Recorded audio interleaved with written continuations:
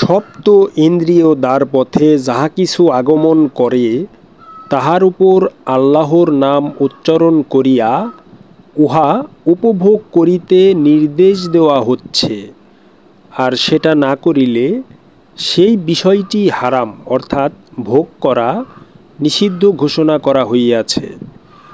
সকল বিষয় হালাল করিয়া খাওয়া সাধকের জন্য তাহার প্রাথমিক অবস্থায় একটি কঠিন বিষয় হয়ে দাঁড়ায়। সালাতের অভ্যাস করিয়া প্রতিটি বিষয় হালাল অর্থাৎ বৈধ করিয়া তোলা দীর্ঘকালের সাধনা সাপেক্ষ ব্যাপার।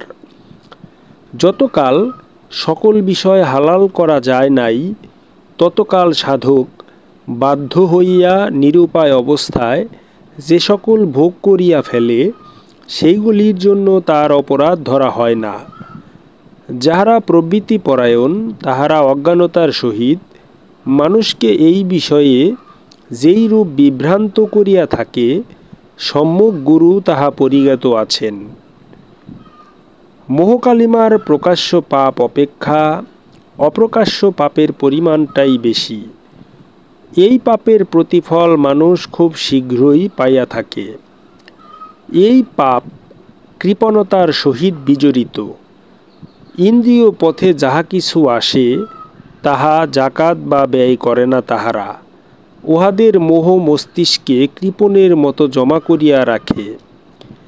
এইরূপ কৃপণতা অত্যন্ত ব্যাপক, আর কোরআনে উচ্চারিত কৃপণতার ইহাই মূল অর্থ।